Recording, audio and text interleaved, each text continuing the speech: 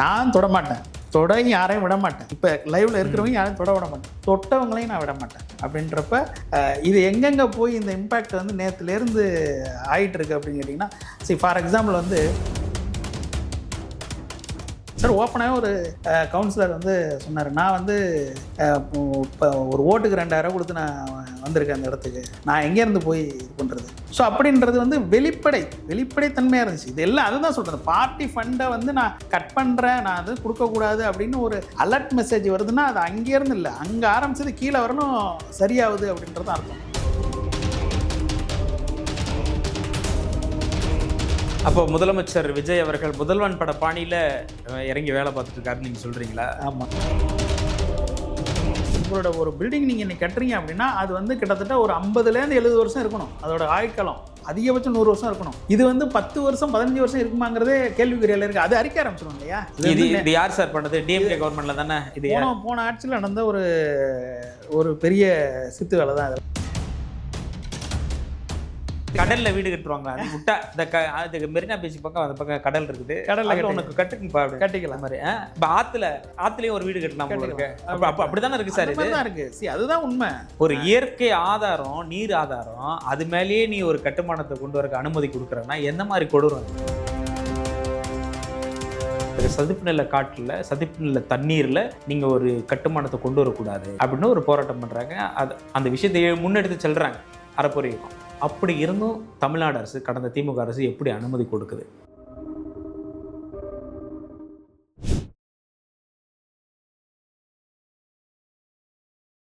வணக்கம், நான் தங்கமணி.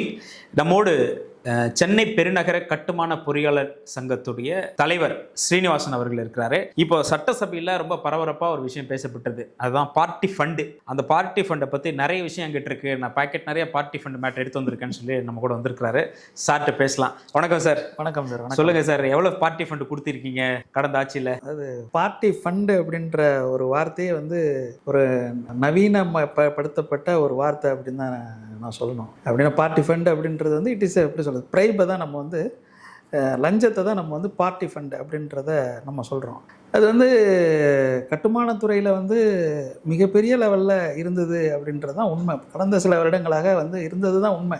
பட் அது வந்து அதுக்கு வந்து சாட்சிகளோ அதுக்கு போய் ஆதாரங்களோ அப்படின்றது வந்து நம்மளோட இது கிடையாது. பட் அதுக்கு ஆதாரம் இல்லாமல் பண்ணுறது தானே அந்த ஊழல்னு சொல்கிறாங்க. அது இனிமேல் கண்டுபிடிக்க வேண்டியது அரசு தான் கண்டுபிடிக்கும். பட் அதெல்லாம் இருந்துக்கிட்டு இருந்தது, நடைமுறையில் இருந்தது தான் உண்மை தான். அது கிட்டத்தட்ட வந்து கட்டுமானத்துறையில் வந்து ஒரு சதுரடிக்கு வந்து 25லேருந்து 27 ரூபா வந்து வாங்கிக்கிட்டு இருந்தாங்க அப்படின்றது தான் பரவாயில்ல எல்லாருக்குமே தெரிஞ்ச உண்மை தான். ஸோ இது வந்து பெரிய பெரிய பில்டர்ஸ், அதாவது சென்னையில் வந்து பெரிய பெரிய லெவலில் கட்டிக்கிட்டு இருக்கிறவங்க, பெரிய அதாவது 8 குடியிருப்புக்கு மேலே கட்டிகிட்டு இருக்கவங்க தான் இந்த சிஎம்டியில் போய் இந்த மாதிரியான விஷயங்களுக்கு போவாங்க. ஸோ அவங்க எல்லாருக்குமே அந்த அனுபவம் இருக்கும். பட் வெளில எல்லாருமே சொல்கிறது கஷ்டப்படுவாங்க, ஏன்னா வெளில சொல்ல முடியாத சூழ்நிலை நிறைய பேர் இருப்பாங்க. பட் இது மாதிரி இருந்தது, நடைமுறையில் இருந்தது தான் உண்மை. இதோட இம்பேக்ட் வந்து எங்கெங்கே யாரை போய் பாதிக்கும் அப்படிங்கிறத நம்ம வந்து வெளிப்படையாக நம்ம பேசணும். இது அல்டிமேட்டாக நம்ம வந்து யார்கிட்ட வந்து அதை வந்து வசூல் பண்ணுவாங்க அப்படின்னா, அந்த பில்டிங்கையோ அந்த லே அவுட்டையோ அவங்கள்ட்ட வாங்குறவங்கள்ட்ட தான் நாம் வந்து அவங்க தலையில் தான் அதை கட்டுவோம் இல்லையா? ஸோ அல்டிமேட்டாக பாதிக்கப்படுறது யார் அப்படின்னு கேட்டிங்கன்னா, நம்ம ஏதோ ஒரு மூலையில் நம்மளோட கனவு வந்து ஒரு கனவு வாழ்நாளில் இப்போ தன்னோட சேமிப்பெல்லாம் சேர்த்து வச்சு ஒரு வீடு கட்டணும், வீடு வாங்கணும், இல்லை ஒரு இடத்துலேருந்து ஒரு ஃபண்டை உருவாக்கி அதை கட்டணும் அப்படின்ட்டு எல்லாருக்கும் ஒரு கனவாக இருக்கும். அந்த கனவு இப்போ பார்த்தீங்கன்னா ஒரு விளம்பரமாக எடுத்துக்கிட்டிங்கன்னா குழந்தைங்களை வச்சு தான் நிறைய விளம்பரங்கள் போடுவாங்க. ஏன் அப்படின்னு கேட்டிங்கன்னா, அந்த குழந்தைங்க வந்து கேட்டால் அதை வந்து அப்பா அம்மாவால் தடுக்க முடியாது. ஸோ அது மாதிரி வந்து ஒரு மனிதனுக்கு வந்து ஒரு வாழ்க்கையில் நான் வந்து ஒரு லட்சியம், ஒரு ப்ரைடு, நான் வந்து அப்படின்னா நான் வந்து ஒரு வீடு வாங்கிட்டேன் அப்படின்றது ஒரு இதாக இருக்கும். ஸோ அந்த இடத்துல வந்து என்ன விலை கொடுத்தாது நம்ம வந்து நிறைய விஷயங்கள் நம்ம எப்படியாவது அதை பண்ணிடணும் அப்படின்ற மனநிலையில் தான் இருப்பாங்க. அதை ஒரு பெருசாக எடுத்துக்க மாட்டாங்க. ஸோ இந்த பார்ட்டி ஃபண்டோட வந்து பாதிக்கப்படுறவர் யாருன்னா அந்த பில்டர் கிடையாது, பொதுமக்கள் தான். இந்த வீடை வாங்குறவங்க தான் பாதிப்பாங்க அப்படின்றது தான் உண்மை. ஸோ சதுரடிக்கு 25 ரூபா அப்படின்றது வந்து அவங்க கட்டுமானம் இல்லாமல் கொடுக்குறாங்க, அவங்களோட கட்டுமான தொகைகள் இல்லாமல் கொடுக்குற ஒரு தொகை அது.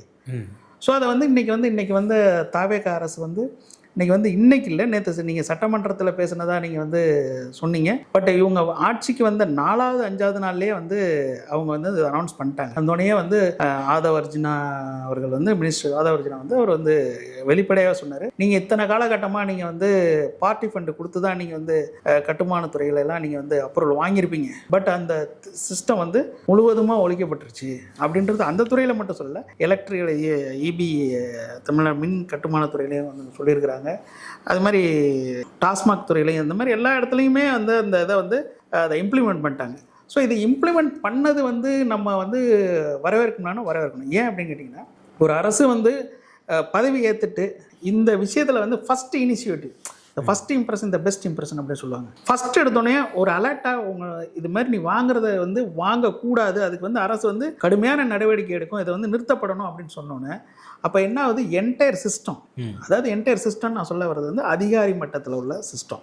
இப்போ எல்லா அதிகாரிகள், எல்லா ஐஏஎஸ், நான் எல்லாரையுமே குறை சொல்லலை, ஸோ இதில் வந்து பழக்கப்பட்டவங்க ஏற்கனவே இருந்த சிஸ்டத்தை வந்து இதுதான் வந்து கிட்டத்தட்ட ஒரு வருஷம் 2 வருஷம் பழகிருந்தால் பரவாயில்ல, கிட்டத்தட்ட பல வருடங்களாக இந்த சிஸ்டத்துக்குள்ளே இருந்த அதிகாரிகள் வந்து அந்த சிஸ்டத்தையே மாற்றணும், தன்னையே மாற்றிக்கணும், தன்னோட நிலைப்பாடை மாற்றிக்கணும். ஸோ அப்படின்றப்ப இதோட கஷ்ட நஷ்டம், இதோட வந்து எப்படி சொல்கிறது, இதை வந்து ஒரு நிலைக்கு, ஒரு சீர் நிலைக்கு எடுத்துகிட்டு வரதுக்கு கொஞ்சம் டைம் எடுக்கும். அதாவது எடுத்தோடனே நம்ம வந்து ரொட்டீனாக செஞ்சுக்கிட்டு இருந்த ஒரு விஷயத்தை வந்து திடீர்னு மாற்றணும் அப்படின்னா அதுக்கு சீர்படுத்துறது கொஞ்சம் ஒரு 3 மாதத்துலேருந்து ஒரு 6 மாதம் டைம் எடுக்கும். பட் 6 மாதம் கழித்து நம்ம பயனடைய போகிறோமா அப்படின்னா கண்டிப்பாக வந்து பொதுமக்கள் வந்து பயனடைய போகிறோம் அப்படிங்கிறது தான் உண்மை. ஏன்னா அந்த சிஸ்டத்துலேருந்து மாறணும், அதிகாரிகள் மாறணும். இப்போ அமைச்சர்கள் அலாட்டு கொடுக்குறாங்க. சட்டமன்றத்தில் கூட முதலமைச்சர் விஜய் அவர்கள் பேசினதை நீங்கள் நல்லா கவனித்து பார்த்துருக்கணும். நான் தொட மாட்டேன், தொடவும் விட மாட்டேன், அவரோட அமைச்சர்களை தொடவும் விட மாட்டேன், தொட்டவங்களையும் விட மாட்டேன். அந்த பஞ்ச் டைலாக் நீங்க கவனிச்சீங்கன்னா, இதுக்கு முன்னாடி தொட்டவங்களையும் நான் விட மாட்டேன் அப்படின்றப்ப இது என்ன ஆகுது அப்படின்னு கேட்டிங்கன்னா, எல்லாருக்கும் அந்த கண்ணெல்லாம் ரெட் ஆகி போச்சு. நான் தொட மாட்டேன், தொடையும் யாரையும் விட மாட்டேன், இப்போ லைவ்ல இருக்கிறவங்க யாரையும் தொட விட மாட்டேன், தொட்டவங்களையும் நான் விட மாட்டேன் அப்படின்றப்ப இது எங்கெங்கே போய் இந்த இம்பேக்ட் வந்து நேற்றுலேருந்து ஆகிட்டு இருக்கு அப்படின்னு கேட்டிங்கன்னா, சரி ஃபார் எக்ஸாம்பிள் வந்து பார்ட்டி ஃபண்டுனால் மட்டும்தான் பாதிக்கப்பட்டோம், அந்த கட்டுமானத்தில் வந்து பார்ட்டி ஃபண்டால் மட்டும்தான் பாதிக்கப்பட்டோம் அப்படிங்கிறதெல்லாம் கிடையாது. நீங்கள் சின்ன சின்ன கவுன்சிலர், சின்ன சின்ன ஊராட்சி மன்ற தலைவர்கள் அவங்கெல்லாம் கூட இந்த செல்ஃப் சர்டிஃபிகேஷன் வரதுக்கு முன்னாடி எவ்வளோ பெரிய இதெல்லாம் நடந்துக்கிட்டு இருந்துச்சு அப்படிங்கிறது வெட்ட வெளிச்சமாக நீங்கள் வந்து நம்ம சொல்லி தான் ஆகணும். கிட்டத்தட்ட 40,000 ரூபா வெளியில், அதாவது ஊராட்சி மன்றத்தில் நீங்கள் வந்து ஊரப்பாக்கம் தாண்டி அந்த இடத்துல மறைமலையாட்ட கட்டினீங்கன்னா கூட 40,000 ரூபா ஒரு கிச்சனுக்கு நம்ம கொடுத்து தான் நம்ம வந்து கட்டிக்கிட்டு இருந்தோம். இப்போ அந்த பணம், இப்போ இந்த செல்ஃப் சர்டிஃபிகேஷன் வந்த பிறகு வந்து ஓரளவு தடுக்கப்பட்டிருக்கு. ஆனால் பில்டர்களுக்கு இன்னும் அந்த பிரச்சனைகள் இருந்துகிட்டு தான் இருக்குது. அதாவது கட்டி விற்கிறவங்களுக்கான அந்த பிரச்சனைகள் இருந்துகிட்டு தான் இருக்குது. ஒரு சில இடங்களில் இன்னும் பரவலாக இருந்துகிட்டு தான் இருக்குது. ஸோ கார்பரேஷனில் 50,000 60,000 கேட்டுக்கிட்டு இருந்தேன் சார். ஓப்பனாக ஒரு கவுன்சிலர் வந்து சொன்னார், நான் வந்து இப்போ ஒரு ஓட்டுக்கு 2,000 கொடுத்து நான் வந்திருக்கேன் அந்த இடத்துக்கு, நான் எங்கேருந்து போய் இது பண்ணுறது. ஸோ அப்படின்றது வந்து வெளிப்படைத்தன்மையாக இருந்துச்சு. இது எல்லாம் அதுதான் சொல்கிறது, பார்ட்டி ஃபண்டை வந்து நான் கட் பண்ணுறேன், நான் அது கொடுக்கக்கூடாது அப்படின்னு ஒரு அலர்ட் மெசேஜ் வருதுன்னா அது அங்கேருந்து இல்லை, அங்கே ஆரம்பிச்சது கீழே வரணும் சரியாகுது அப்படின்றது அர்த்தம். இந்த ஃபார் எக்ஸாம்பிள் இந்த ஒரு மாதத்தில் எனக்குமே கிட்டத்தட்ட ஒரு 1 லட்ச ரூபா மிச்சமாயிடுச்சு அப்படின்றது தான் நம்ம சொல்லணும். பார்ட்டி ஃபண்டு கட்டுனால, பார்ட்டி ஃபண்டு அந்த மெசேஜ்னால சரி இன்னைக்கு வந்து அந்த ஒரு மின் இணைப்பு, இன்னைக்கு வந்து ஒருத்தருக்கு ஒரு மின் இணைப்பு, புதுசாக ஒரு மின் இணைப்பு கொடுக்கணும், ஒரு புது வீடை கட்டிட்டாங்க அப்படின்னா ஒரு 30,000 ரூபா. இதெல்லாம் எழுதப்படாத விதி. இதுக்கெல்லாம் நீ வந்து ஆதாரம் கேட்குற, எனக்கு வந்து நிரூபி அப்படின்னு சொன்னால் அதெல்லாம் அதுக்கெல்லாம் நம்ம வந்து ஏதாவது சிசிடிவி கேமரா இது மாதிரி எதாவது தான் பண்ணணும், இல்லை லஞ்ச அவங்க மூலியமாக தான் நம்ம இதெல்லாம் பண்ணணும். பட் 30,000 20,000 40,000 வசூல் பண்ணப்பட்டுச்சுன்னா பட்டுச்சு. ஸோ அன்னைக்கு போய் நம்ம கேட்குறோம், ஒரு மின்சாரத்துறையில் கேட்குறோம், இது மாதிரி எங்களுக்கு புது கனெக்ஷனுக்கு வந்து அப்ளை பண்ணியிருக்கிறோம் அப்படின்னு. ரெடியாக அந்த இபி கனெக்ஷன் கொடுக்குறவங்களுக்கு வந்து அந்த 4 monthsன்னு சொல்லுவாங்க, அவங்க கூட ஒரு 1000 வாங்கி அவங்க கூட வாங்க மாட்டேன்ட்டாங்க, வேணாம் நான் பண்ணி கொடுத்து நான் உங்களுக்கு முடிஞ்சிரு சார், நல்லபடியாக முடிஞ்சில்ல சார், போதும் சார் அப்படின்னு. அதேமாதிரி இந்த ரேட்டு ஃபிக்ஸேஷன் சார்பு பதிவாளர் தான் ஃபிக்ஸேட் பண்ணோம் அப்படின்ட்டு இன்றைக்கி, அதாவது எப்படி சொல்கிறது, இந்த அவ்வளோ குளறுபடி. நீங்கள் வந்து ஒரு ரிஜிஸ்ட்ரேஷன் பண்ணுறதுக்குள்ள எவ்வளவு குளறுபடி பண்ண முடியுமோ அவ்வளோ குளறுபடி. முன்னாடியெல்லாம் வந்து அக்ரிமெண்ட்டு எவ்வளோ, இந்த லேண்ட் எல்லாம் அக்ரிமெண்ட் எவ்வளோ, அந்த அக்ரிமெண்ட் போடுறதுக்கு மட்டும் தான் ரிஜிஸ்ட்ரேஷன் எக்ஸ்பென்ஸ். இன்றைக்கி வந்து அந்தந்த சார்பு பதிவாளர்களே முடிவு பண்ணும். இந்த ரேட்டு ஃபிக்ஸேஷனை வந்து சார்பு பதிவாளர் பண்ணுறாங்க, டோட்டல் கார்பெட் ஏரியாவுக்கு பதிவு அவங்க பண்ணுவாங்க அப்படின்னு சொன்னேன். அவர் ஒரு அதிகாரத்தை எடுத்துக்கிறார், நான் வந்து 5,000 ரூபா போடுவேன், இல்லைன்னா 10,000 போடுவேன். அப்போ 10,000 ரூபா போட்டால் யாருக்கு இதாக போகுது? ஸோ 11% அப்படின்னா இப்போ ஒரு 1 கோடி ரூபா ஒரு நம்ம ஒரு வீடை வாங்குறது 1 கோடி ரூபா அப்படின்னா, இப்போ வந்து கர்நாடகா மாநிலத்தில் பார்த்தீங்க, இப்போ வந்து ஆந்திரா மாநிலத்தில் பார்த்தீங்கன்னா 6+2. ஸோ அங்கெல்லாம் இவ்வளோ தான் வந்து சார்பு பதிவாளர் விளத்தில் இவ்வளோ தான் வாங்கப்படுது. ஆனால் இங்கே 11%. ஸோ அதையும் வந்து சார்பு பதிவாளர் தான் வந்து முடிவு பண்ணுவார். அப்போ அவர் தான் முடிவு பண்ணாருன்னா அவர் என்ன பண்ணுறாரு, எனக்கு இவ்வளோ கூட நான் குறைச்சி போடுறேன், நான் நியாயத்தை என்னோட நியாயமான விலையை போடணும்னாலே அதுக்கு நம்ம வந்து கொடுக்க வேண்டிய சூழ்நிலை. ஸோ அது நம்ம பார்ட்டி ஃபண்டை மட்டும் நம்ம நினைக்கக்கூடாது. பார்ட்டி ஃபண்டு அப்படின்றது வந்து ஒரு அலர்ட் தான். அது அந்த அலர்ட்டை அங்கே ஆரம்பித்தது வந்து கீழே வரலும் பாட்டம் வரலும் இன்றைக்கி வந்து சரியாயிட்டு இருக்கு அப்படின்றதான் உண்மை. அப்போ முதலமைச்சர் விஜய் அவர்கள் முதல்வன் பட பாணியில் இறங்கி வேலை பார்த்துட்டு இருக்காருன்னு நீங்கள் சொல்கிறீங்களா? ஆமாம், முதல்வன் படம் மட்டும் கிடையாது, ரமணா, இந்தியன் இதோட எல்லாம் மிக்சடான ஒரு இதாக தான் இப்போ இருந்துகிட்டு இருக்கு. ஸோ அதை நம்ம வந்து கட்டுமானத்துறை மட்டும் கிடையாது, நம்ம பள்ளி கல்வித்துறையில் வந்து நடந்த மாற்றங்களுக்கு அவங்களும் அவங்க சங்கம்லாம் வந்து வரவேற்று ஒரு மெசேஜ் கொடுத்துருந்தாங்க. அப்புறம் இபி டிபார்ட்மெண்ட் கான்ட்ராக்டர் அசோசியேஷன்லேருந்து நாங்கள் பார்ட்டி ஃபண்டுனால நாங்கள் இவ்வளோ பாதிச்சிருந்தோம், இன்னைக்கு வந்து நாங்கள் ரிலீஃப் ஆகிட்டோம் அப்படின்றத. ஸோ அந்த பணமெல்லாம் வந்து யாருக்கோட பணம், நம்மளோட பணம். இப்போ இன்னைக்கு ஒரு ரோடு இருக்குது, ரோடு வந்து இப்படி தான் போடணும் அப்படின்ற விதிகளை வந்து கடைபிடிக்கப்படுது அப்படின்னா அதில் ஒரு 10% லாபம் எனக்கு இருந்தால் போதும் அப்படின்ற அந்த மைண்ட் செட்டுக்கு வந்துடுவாங்க கான்ட்ராக்டர். ஸோ நம்ம இவங்களுக்கே 30% கொடுக்கணும் அப்படின்னா அதோட தரம் எப்படி இருக்கும்? ஸோ இதை தான் சொல்கிறேனே, லஞ்சம் ஊழல் அப்படின்றது வந்து வெளிப்படைத்தன்மையாக இருந்ததை வந்து இன்னைக்கு வந்து ரொம்ப பயந்த சூழ்நிலையில் இன்னைக்கு வந்து எல்லாருமே வந்து இதுலேருந்து மாற்றிக்கணுங்கிற சிச்சுவேஷனை வந்து வந்துட்டாங்க அப்படிங்கிறது தான் ஆல்மோஸ்ட் உண்மை. அப்போ இது எவ்வளோ பெரிய சேஞ்சாக பார்க்குறீங்க? இந்த கையூட்டு வாங்குறது, லஞ்சம் பெறுவது, இந்த மாதிரி கட்டிங்கு, பார்ட்டி ஃபண்டு, இந்த இடங்கள்லாம் இம்பேக்ட் ஆகிருக்கிற விஷயம் வந்து இது எவ்வளோ பெரிய சேஞ்சான்னு நினைக்கிறீங்க சார்? ஒரு வீடை வந்து ஒருத்தர் வந்து இன்றைக்கி கட்டுறதுக்கு வந்து ஒரு திட்டமிடுறாரு, எனக்கு வந்து 20 லட்சத்தில் வீடை கட்டி முடிக்கணும் அப்படின்னு திட்டமிடுறாரு அப்படின்னா அவருக்கு வந்து அவரோட திட்டமிடலேருந்து ஒரு 2 லட்சம் கூடுதலாக போகிறதுக்கு வாய்ப்புகள் உண்டு. ஆனால் 6 லட்சம் 5 லட்சம் வரலும் நம்மளுக்கு வந்து கூடுதலாக போகிறதுக்கான வாய்ப்புகள் வந்து அவருக்கு தெரியவே தெரியாது. இந்த மாதிரியான கையூட்டுகள்லாம் இருக்குது அப்படின்றது வந்து அவங்களுக்கு அந்த அவேர்னஸ் எல்லாம் கிரியேட் ஆகாது. ஸோ அப்படின்றப்ப ஒரு கட்டிடத்தை கட்டுறவருக்கு இன்னைக்கு வந்து குறைஞ்சபட்சம் ஒரு 1000 சதுரடி கட்டுறவருக்கு வந்து குறைஞ்சபட்சம் 2 லட்ச ரூபாய் இன்னைக்கு வந்து அவருக்கு மிச்சம் தான். ஸோ இவங்களோட ஏற்படுற நடவடிக்கையினால. ஸோ அப்போ அந்த 2 லட்ச ரூபா 3 லட்ச ரூபா கம்மியாகுது எல்லாமே அப்படின்னா கட்டப்படுற கட்டடங்களோட விகிதாச்சாரம் கூடுறதுக்கான வாய்ப்புகள் இருக்கு. ஸோ அதனால ஒரு தொழில் வாய்ப்புகள் நிறைய உருவாகிறதுக்கான வாய்ப்புகள் இருக்கு. ஸோ அதுக்கான இனிஷியேட்டிவ் நம்ம வந்து இந்த அரசு வந்து எடுக்கிறாங்க அப்படின்னா நம்ம வந்து கண்டிப்பாக அதை வந்து வரவேற்று தான் ஆகும். அதே மாதிரி இந்த மைனிங் டிபார்ட்மெண்ட்லாம் வந்து கிட்டத்தட்ட 67 இதை வந்து மூடி இருக்கிறாங்க. எது குவாரிகள் அன்ஆர்த்தரைஸாக இயங்குனது கிட்டத்தட்ட 4000 சொச்சம் குவாரிகள் இருக்கு. அதில் வந்து 1000 சொச்சம் மட்டும்தான் ஆர்த்தரைஸ்டு. அதுலேயும் வந்து தரக்கட்டுப்பாட்டோட இயங்குறது வந்து வெறும் 400 தான். அப்பா, அப்போ 3600 அன்ஆர்த்தரைஸ்டு குவாரிகளா? அன்ஆர்த்தரைஸ் தான். அப்பா, ஆமாம், 4000ல் 400 தான் அது சட்டப்பூர்வமாக நடக்கிறது. அவங்க பார்த்தது வந்து வெறும் 3 மாவட்டம் தான். அதுலேயும் பாருங்க, அந்த நடவடிக்கை எடுத்த பிறகு ஸோ உடனே ஒரு பேனிக்கை கிரியேட் பண்ண, அந்த மாதிரியான அண்டை மாநிலங்களுக்கெல்லாம் இங்கேருந்து கடத்தப்பட்டது அப்படின்றது உண்மையான உண்மை. கேரளாவில் வந்து நீங்கள் இதை உடைக்கிறதுக்கே இது கிடையாது, அளவீடு கிடையாது. மலைகளை வந்து நொறுக்கிறதுக்கோ குவாரிகளை இது பண்ணுறதுக்கோ அங்கே வந்து இதே கிடையாது, சட்டமே கிடையாது. அப்போ இங்கேருந்து தான் போயிட்டு இருக்கு இல்லையா? அப்போ அந்த தேவைகளை அண்டை மாநிலத்துக்கு வந்து சட்டப்பூர்வமாக எடுத்துகிட்டு போறியா, அதுவும் கிடையாது.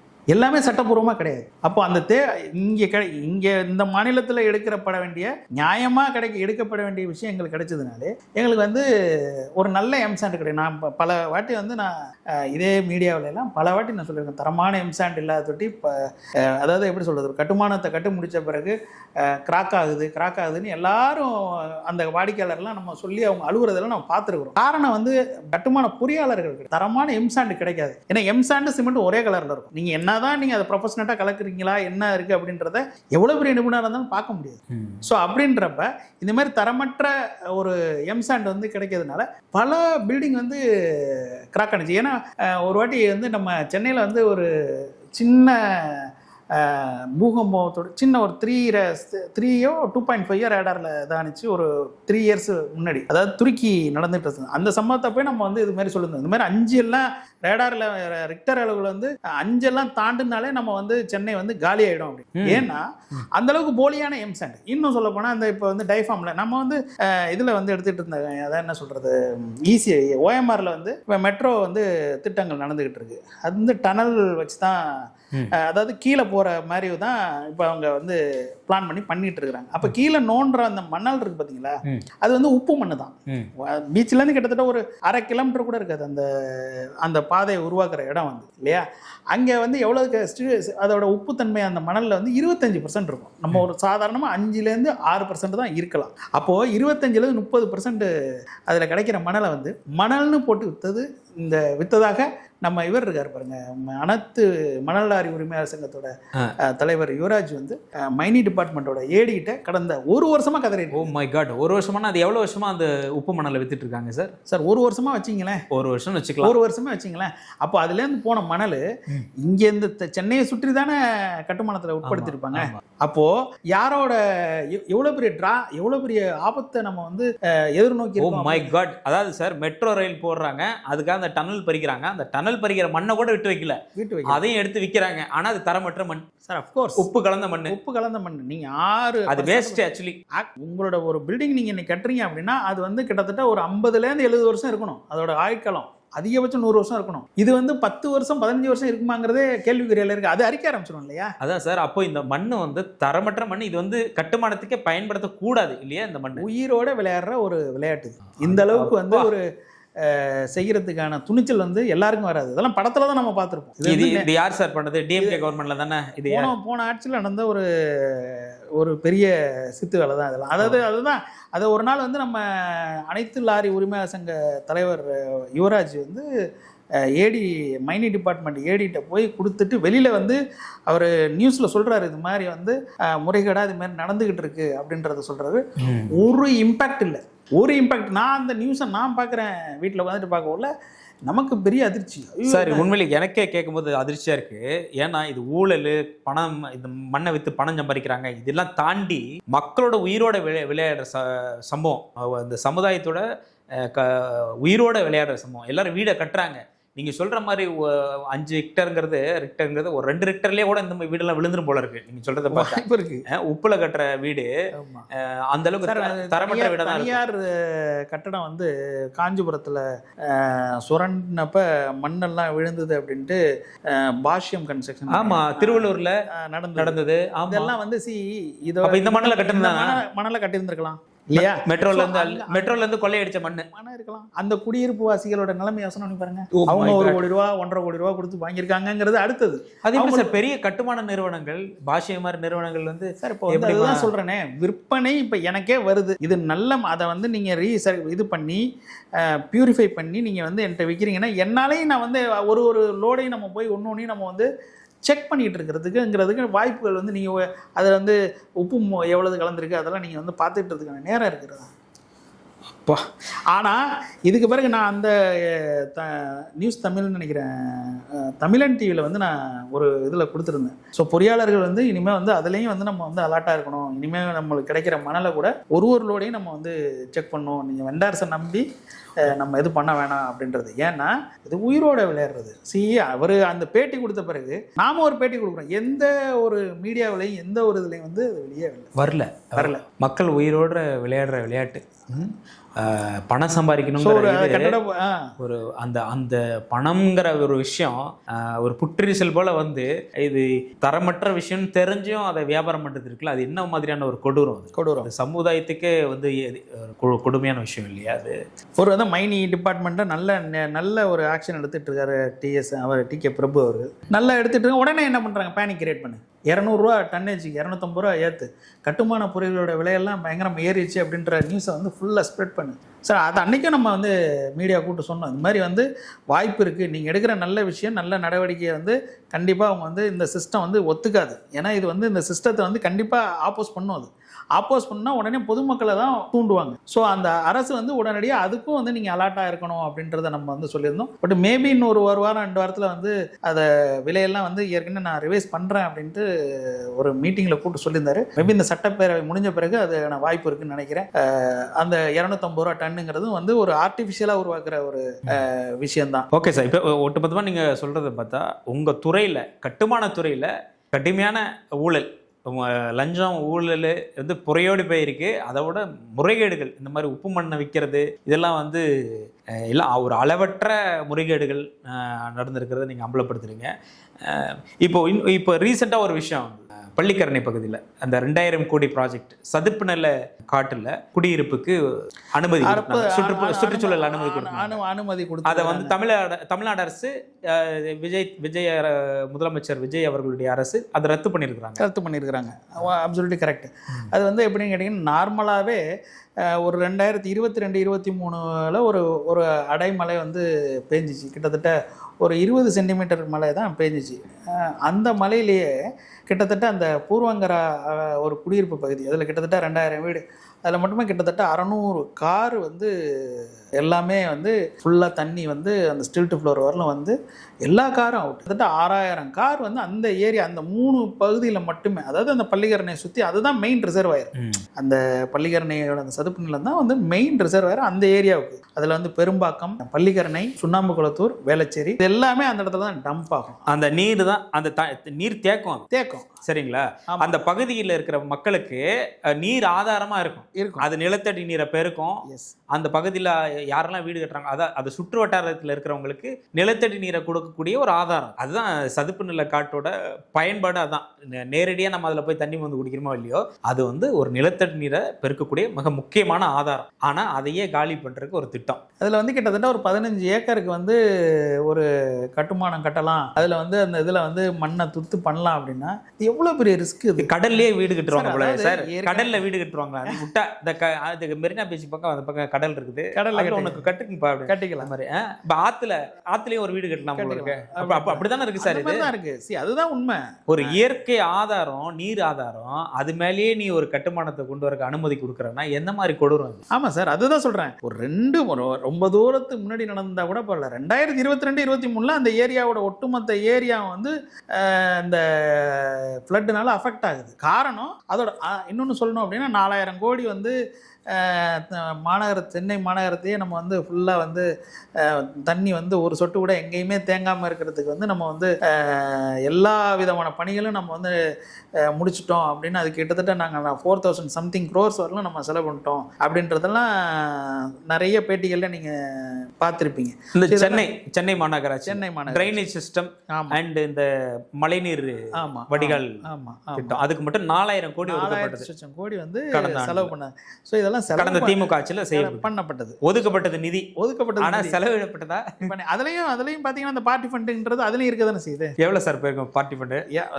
எங்களுக்கே சதுரடிக்கு 25 ரூபா 30 ரூபா அப்படின்றப்ப இருக்கலாம். 20% சொல்றாங்க, 15% சொல்றாங்க. அதுக்கப்புறம் நீங்க வந்து ஏரியாவோட லோக்கல் லீடர்ஸ் எல்லாம் நீங்க அதெல்லாம் கனெக்ட் பண்ணீங்கன்னா எங்கேயோ போதான் செய்யுது. 4000 கோடியில் 20% தான் எவ்வளோ சார்? 10% 400 கோடியா சார்? 400 கோடி 800 கோடி 20% தான் ஆயிருக்கலாம். அப்பா இல்லையா? ஸோ அந்த மாதிரி பார்ட்டி ஃபண்டுக்கு போக மீதி இருக்கிற 3200 கோடி தான்.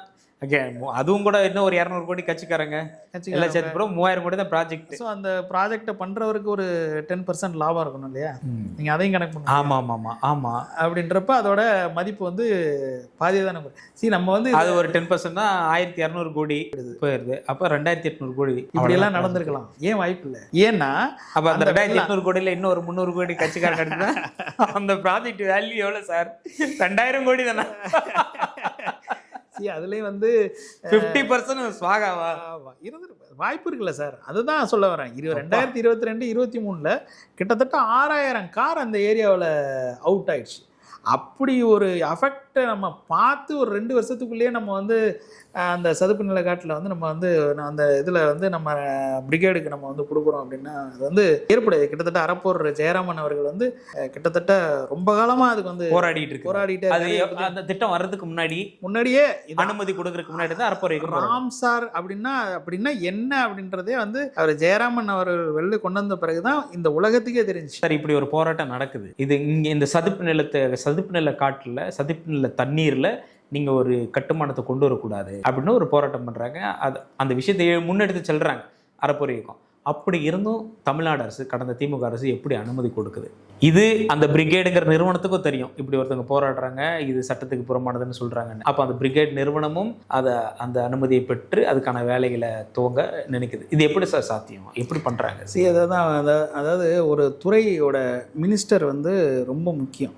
அதாவது ஒரு சிஎம்டியோட ஒரு மினிஸ்டர் அப்படின்றது போன இதில் வந்து சேகர் பாபு அவர்கள் தான் இருந்தார். நம்ம வந்து எனக்கு தெரிஞ்ச வரலும் அவர் வந்து சிஎம்டியோட ஒரு வளர்ச்சி திட்டத்தை பற்றியோ இல்லை ஒரு வளர்ச்சி குழுமத்தை பற்றியோ ஒரு துறை சார்ந்த அறிவாளர்களை வச்சியோ ஒரு ஐஏஎஸை வச்சியோ எந்த ஒரு டிஸ்கஷனோ அதை பற்றிய ஒரு மீட்டிங்கோ அதை பற்றிய ஒரு விழிப்புணர்வு என்ன பண்ண போகிறோம் எது பண்ண போகிறோம் நீங்கள் நான் பார்த்தது கிடையாது. நானுமே 2-3 வாட்டி அவரை போய் இப்போ சந்திக்கிறதுக்கெலாம் போனோம். பட் எங்களாலையும் பார்க்க முடியும். பட் அந்த மாதிரியான விசினரி இருந்தது. உங்களோட எதுக்கு சார் பேசணும் சார்? அதாவது எங்கள்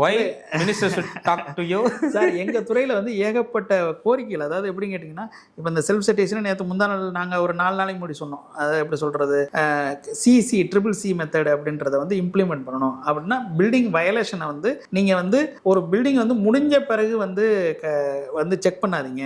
அதில் சின்ன சின்ன வயலேஷன் இருந்தால் கூட நீங்கள் உடனே எதுக்கு அது வழிவகுக்குன்னா அது லஞ்சத்துக்கு வழிவகுக்கும், ஊழலுக்கு வழிவகுக்கும். நீங்கள் நம்மளுக்கு ஏற்கனவே இருந்த மெத்தட் CCC மெத்தடுன்னு இருக்குது. அதாவது கீழே பில்டிங் பேஸ்மெண்ட்லேயே ஒரு வாட்டி செக் பண்ணணும், ஸ்லாப்ல ஒரு வாட்டி செக் பண்ணணும், அதுக்கப்புறம் கம்ப்ளீட் ஆகப்போ ஒரு வாட்டி செக் பண்ணணும். அப்போ பேஸ்மெண்ட்லேயே செக் பண்ணியிருந்தால் எந்த பிரச்சனையும் வராது, இது ஊழலை வழிவகாது. இப்போ நாங்கள் போன CMDA கூட்டத்தில் நம்ம கூட்டு சொன்னோம், இது மாதிரி ஸ்டாக் ஹோல்டர்ஸ் மீட்டிங் சொன்னோம். உடனே அவங்க ஏற்றுக்கிட்டாங்க. இப்போ தாவே கரசில் ஏற்கனவே இந்த சிஸ்டம் இருந்துகிட்டு இருந்துச்சு, ஏன் செய்யல? பழைய சிஸ்டம் வீடெல்லாம் கட்டி முடிச்சதுக்கு அப்புறம் இன்ஸ்பெக்ஷன் வருது. அப்ப இது சரியில்லை, அது சரியில்லை, சட்டத்துக்கு புறம்பா இது கட்டிருக்கீங்க, இதுக்கு ஒரு பில்ல போடு, காசு போடல, கட்டிங்க போடு, அவ்வளவுதான். கட்டிங் தான், நோ பில்லு. சோ இப்படிதான் லஞ்சம் CMDA-ல அந்த மாதிரியான உங்களுக்கு அப்ரூவல். அதாவது தாவேக அரசு ஒரு 2-3 நாளே செக் வச்சதே CMDA-க்கு தான். ஃபர்ஸ்ட் செக்கே CMDA-க்கு தான். NOC இந்த மாதிரி தேவையில்லாத காரணங்களால் நீ எந்த வித இதையும் நிறுத்தி வைக்கக்கூடாது. அதுக்கு உண்மையிலேயே உனக்கு அதில் ப்ராப்ளம் இருக்குன்னா அதையும் 30 நாளுக்குள்ளே நோட்டீஸ் பண்ணி அட்ரஸ் பண்ணி 30 நாளுக்குள்ளே அதுக்கான அப்ரூவல் நீ கொடுக்கணும். இன்னொன்று, பெரிய பெரிய அடுக்குமாடி குடியிருப்புகள் வர்றதுக்கு ஒரு குழுன்னு ஒன்று வச்சுருப்பாங்க.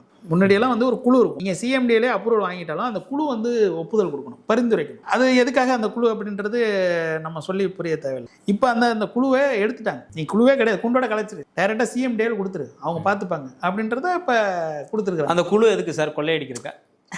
அதுதான் நீங்க புரிஞ்சுக்கணும், அந்த குழு எதுக்கு அப்படின்றதெல்லாம். நீ அதிகாரியை பார்ப்பதற்கு முன் அந்த நபரை பார்த்து விட்டு வரவும்.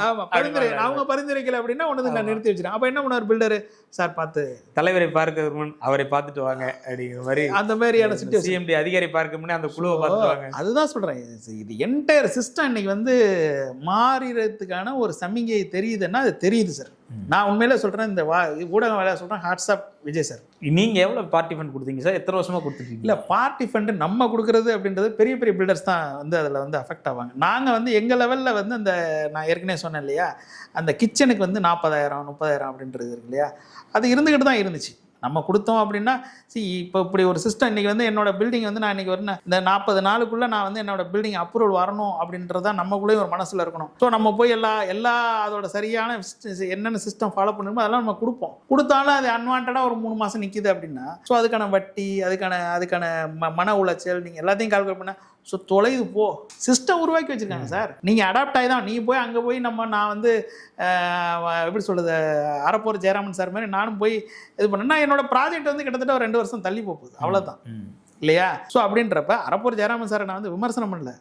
அவர் மாதிரியான ஒரு நபர்கள் இன்றைக்கி இருந்த தொட்டு தான் பல விஷயங்கள் இன்றைக்கி வெளியே வந்துச்சு. அதை நம்ம அவருக்கும் ஹேட்ஸ்அப், ஓகேங்களா? இப்போ ராம் சார் லேண்டெல்லாம் அவர் தான் உண்மையிலே பெரிய இனிஷியேட்டிவ். இப்போ இன்றைக்கி சொல்கிறது பெரிய விஷயமா இருக்கோ இல்லையோ, அவர் இப்போ கடந்த ஒரு வருஷத்துக்கு முன்னாடியே சொன்னார். அவர் இந்த நாட் ஓன்லி இது G2 பற்றிலாம் ஓப்பனாக பல விஷயங்கள் சொன்னார். இவங்க எப்படி லேண்டை எடுக்கிறாங்க, லேண்டை எப்படி பர்ச்சேஸ் பண்ணுறாங்க, பர்ச்சேஸ் பண்ண பிறகு அதை எப்படி டபுள் தி ரேட்டில் ஒயிட் ஆகுறாங்க, எல்லாத்தையும் அவர் வெளிப்படையாக நம்ம சொல்லிகிட்டு இருந்தார். நாம் இதனால் பாதிக்கப்பட்டோம்.